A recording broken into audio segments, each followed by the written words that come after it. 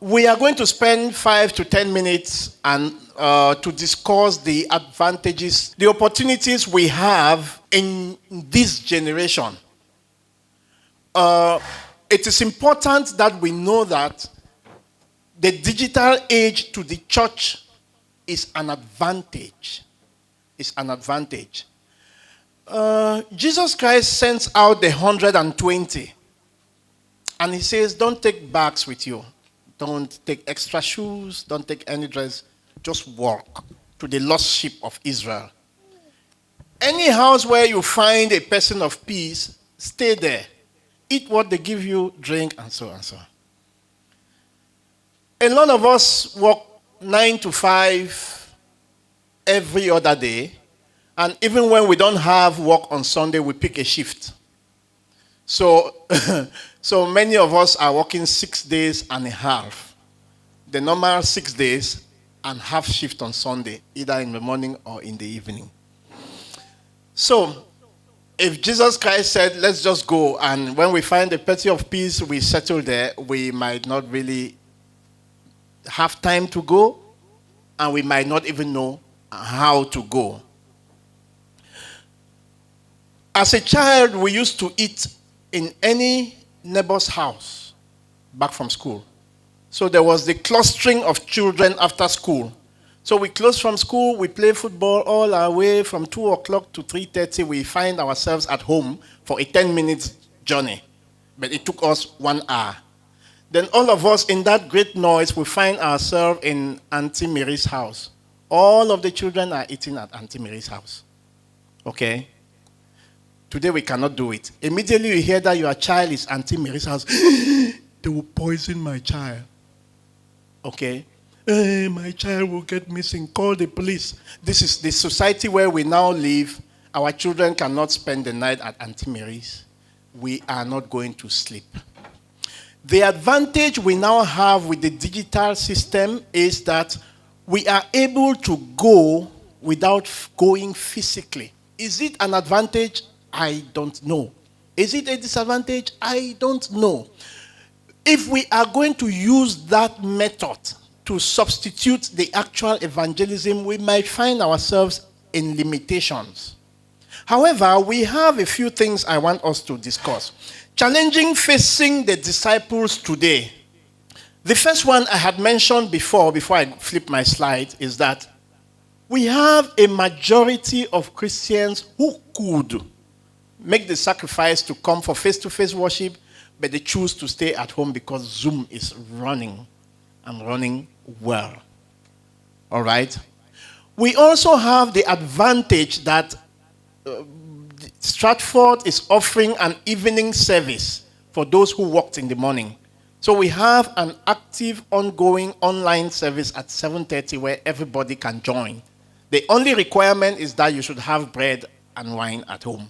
So when we get to the Lord's Supper, you can take it on your bed. Okay? You can even take it in your living room with your remote control, and we are praying for the Lord's Supper, and you pick it and you put it in your mouth.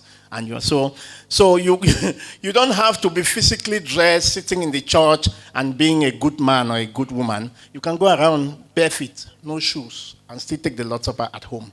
This is a huge advantage.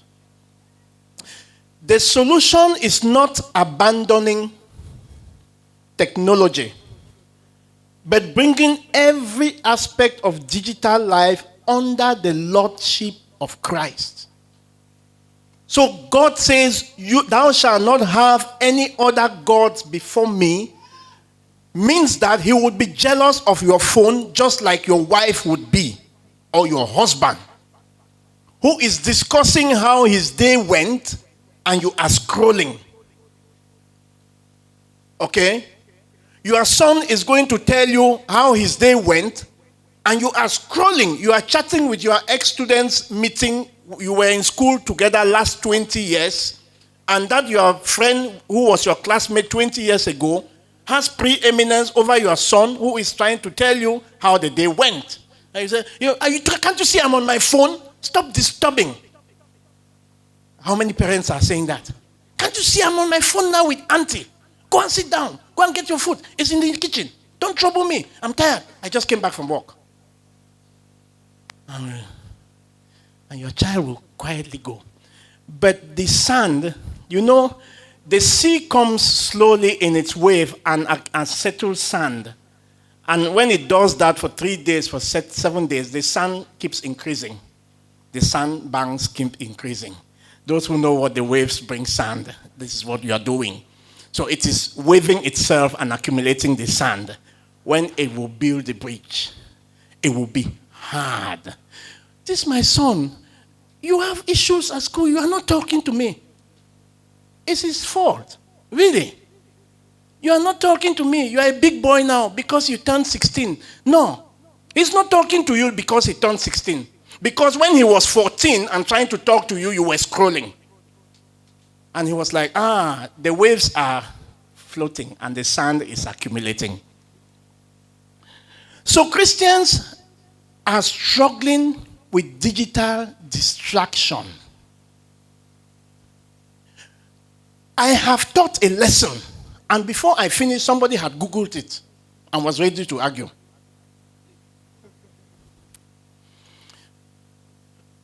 The internet would battle you, but then it will baffle you even.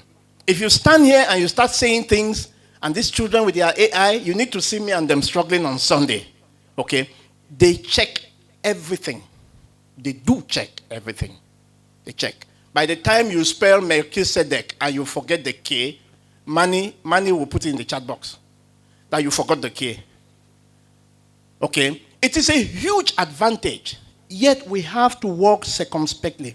We have to struggle against information overload. What is information overload? If you go to YouTube now and you say 1,000 years of reign, just put a word like that on YouTube, you are going to have 200 videos. Some of the videos will say there's no 1,000 years. Some will say there is 1,000 years. Some would say it is a matter of perspective. Then the last ones will say God does not even exist. So now you have to filter. You have to filter. Information overload. And there is a moral compromise that comes to this. There is a moral compromise that comes when we begin to depend on what the phone tells us and we lose the capacity to think ourselves through it. It is a thinking process through it. We still need to put our phones under subjection. Otherwise, it might arouse the jealousy of God. You are putting importance on something that He gave you permission to create. Right? Online outrage. Online outrage. Do you know that there are Christians who can comment and ask questions on Zoom? When you come here, you say any questions, they are not looking at you. They are unable to ask questions here. But on Zoom, they will fire you. Camera off. Camera off. Question number 1. Why did you say that Mary, the mother of Jesus, When you come here, any questions? Shy. Okay. And this creates an intellectual barrier, a communication barrier that can strongly affect the church. It does. We need to isolate addiction to scriptural information from machines. Let me explain. If I say Google, you have to teach baptism for 10 minutes. So if all of you pull out your phones and you say, teach me baptism or what is baptism for 10 minutes, you are going to see what will come out. It will be a vast array of information. The majority will be false. Okay? So now it is the Christian who has to look at what they are seeing, because the AI will give you information that has been given to it. Okay? Brethren, AI will tell you that the Roman Catholic Church is the first church in the world. If you want to Google it, you try. What was the first church in the world? Roman Catholic Church. Roman Catholic Church. It will come out like that. Then the unlearned Christian will carry it to the seminar at Huddersfield. Brethren, do you know that the first church in the world is the Roman Catholic Church? Where did you see that? Where did you see that? Okay. Then finally, we have to struggle with attention spans. As much as your palms are scratching to scroll now, and I'm taking more time, sometimes we don't want it. But let's read a few passages. Romans chapter 12, verses 1 and 2. Challenges facing disciples today. I beseech you, therefore, brethren, by the mercies of God. I beseech you means I am pleading with you, please, brethren, that ye present your bodies a living sacrifice, wholly acceptable unto God, which is your reasonable service. Now, and be not conformed to this world, but be ye transformed by the renewing of your mind. How many of you at the beginning remember the mind who was standing here? This is where the work is. The mind. The mind is where the work is. Okay? So that ye may prove what that good and acceptable and perfect will of God. 2 Corinthians chapter 10, verse 5. Casting down imaginations. This one is huge. And every high thing that exalts itself against the knowledge of God, bring it under subjection. This is a wise counsel. Colossians 3, 1-3. If ye then be risen with Christ, seek those things which are above, where Christ seated on the right hand of God. Set your affection on things above. Social media is a place for gossip. At first, people used to hide their private life. Now, the more you expose your private life, the more popular you are. Okay? So, everybody announces on social media that they'll be writing GC tomorrow. Everybody announces that they passed the GC. Everybody announces that I passed the GC and I put the enemy to shame. Everybody announces that I just passed the GC, now I'll be go to the union. This is prom night. So you put your pictures of your prom night. You put everybody. Okay? So we get into that place where everything has to be announced. Okay? The first day that mommy cooked stew and there was too much pepper on this. This is my mother. You put it on the chat box. This is my mother cooked stew and there was too much pepper in it. Okay? For ye are dead and your life is hid in Christ. Therefore we must be able to decipher how to use social media. And this is the last one now. Yesterday evening, I had not known when to leave. So I came back from work and there was a lot of discussions with brethren at Stratford. So I came home. I said, Alexa. And Alexa responded. I said, I have to leave ME4.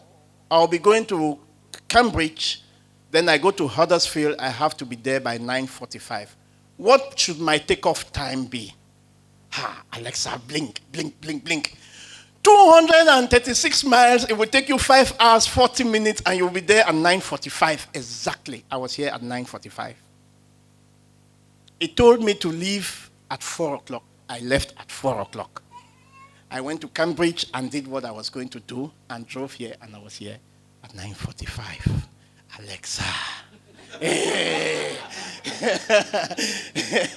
It did not miss a detail. It did not miss. How would the traffic be? It's too early, 4 o'clock in the morning, there will be no traffic. But then there was no traffic. I was the only car that I almost drove and came here and there was no traffic. This is good. We can use it. Alexa, I have my aunt in the village who is not yet a Christian. She thinks that she's a humanist. What Bible verses can I use? Now you are using Alexa for the good thing. For a good thing. Okay? When did the wife of the prince miscarry? And so what? Who cares? Who cares? We are able to use technology as a tool. We have come to the end. Technology is a powerful tool for ministry. For those who know that Stratford is running a children's class on Sunday, that class should be 3 years more or 4. We've had 17 baptisms online.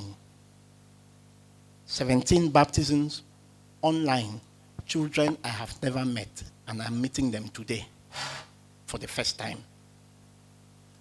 They see me, Brother James. I went to Germany. Brother James. I'm looking at him. And he says, I'm Caleb from Sweden. And he recognizes me because my little screen is always on. I don't know any of them. And he says, I'm Caleb from Sweden. I'm so happy. We have 17 baptisms online. This is what we should be doing. Sharing Bible passages, teaching them, training their minds to look at, as much as they want to scroll about Janet Jackson, also once in a while in the car, ask them questions about Joseph of Arimathea. Don't tell them that we are going to study. Nobody likes we are going to study. I was thinking about this Joseph of Arimathea. I don't know, can you check with AI? They will check and they will give you the full information. And you just tuned their mind into something else, which is not Janet Jackson, it is Joseph of Arimathea. Okay? It is a powerful tool even in the house to set your Alexa to remind you of Bible study every day at 7:45. Alexa, set timer. Monday to Friday, 7:45. Prayer meeting. Alexa will do that for you. There's another microphone. Hello everyone, my name is Jennifer. It's the other microphone. It connected with Bluetooth. Technology is good. Technology is good. So you get into your car, your phone just connects to your car. And now you can drive without. So we have to be intentional. So, and this is the final. That's the downside of it. It will relate to you. Hey, we were having a Bible class in Stratford, and one of the brothers, the microphone came on. Hey, we had fire. Oh, that was not a nice thing to listen to at the time. So all the admins are trying to mute you, and if your phone is in your pocket, it's very difficult to mute, so we can hear everything you're saying. We have to use technology in a very intentional rather than impulsive matter. This one is key. We have to use technology in an intentional matter. Means we have to go to it when we actually need it. There is data that is showing that using your phone for scrolling is not relaxation. It is contrarily a nervous excitement. So when you are looking for your downtime and you pull out your phone, you are doing the exact contrary of what you wanted. You could instead give it to a quiet time of prayer and of meditation and of speaking face to face. Have you seen that brother or sister who sends you very beautiful messages on WhatsApp, but when they see you on Sunday, they greet you like ice? On WhatsApp, it is soft. Physically, it is like ice. So you don't want to use technology. So the church can use social media intentionally. The best way we can advertise the church today is online. It's online. It is faster, it is better, it is stronger. People will Google your address and come to you. People will check your address and check the way you worship before they come. Many people will not come now to ask you, how does the Church of Christ worship? They check online. They check. Sometimes they might miss it, but not always. How many visitors have we got who just walk in and they say, we Googled you? So the church should focus on the digital technologies that are now available. Just as the church was focusing on the possibility of owning Bibles. This is how we have to focus on the possibility of using our phones to win souls and to edify. To win souls and to edify. So what are our take-homes today? The age in which we find ourselves is an advanced stage of technology, which we are not saying it should be shut down, but we are saying it should submit. This is the only word you have to take home today. Your phones have to submit to the thinking capacity of your mind, not the contrary. Your phones must submit. If TikTok tells you to produce a 30 minutes live a day so that they start paying you, you can still control it. Or you can use it to the church's advantage so that every time Huddersfield is going live 30 minutes a day, and Huddersfield receives money from TikTok. From the negative to the positive, we have the mental capacity to transform, to change everything to Jesus' advantage. Every other thing. Some of us have the Bible apps every morning, they send the Bible verses. Do you know how many times people just push it off? So it shows the number as if they have read it, but they didn't read it. We could always use it to our advantage. It is a positive thing. It is good that we have phones. But it is not good that we have phones that will distract us during the Lord's Supper. So if your phone goes off now, do you know how all of us will turn and look at you like that? As if you are from another planet. Okay? If your phone, we are praying and we are having a closing prayer and you are receiving a call and you are talking, I'm in church now. You knew that you were in church. Why didn't you put it in silent? You knew that you were in church. Your friends should know that you are a worshiper.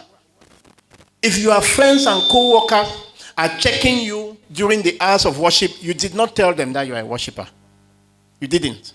So if they call you on Sunday, 11:30, hey, there's a shift. Can you pick a shift?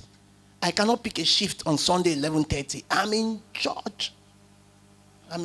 So you should know. You should let them know that you are like that. So we are going to the section where there are many questions. I already had a few. I told them, just wait, bring the questions and we are going to handle them. But most of the questions are ethical. Bible verses are not very clear. They are ethical. So we recommend, we propose, we verify, and we check if it's working. It would work for A, it will not work for B. Everybody needs their strategies. You need your prayer time. Somebody's prayer time is in the morning, others is in the afternoon, others in the evening. Please set prayer time alarms on your phone. Don't only put those things, those first, that birthday, this one. You should also set prayer times on your phone. This is very relevant. Study time on your phone. You can set them. You can set calling time. I don't work Thursday afternoons. I'm going to call A, B, C. I didn't see on worship last Sunday. You set it on your phone. On Thursday, 3 o'clock, it will say, hey, Auntie, you have to call Brother John. You have to call Brother Peter. They were not there on Sunday. You set it. It is intentional. This is the word I've written here. Here.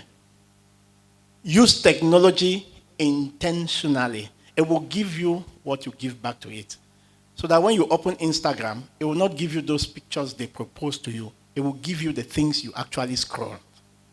So when we went for break, I just checked my phone, which was dying. I was charging it. I opened it, and the video Stratford made with, who was speaking?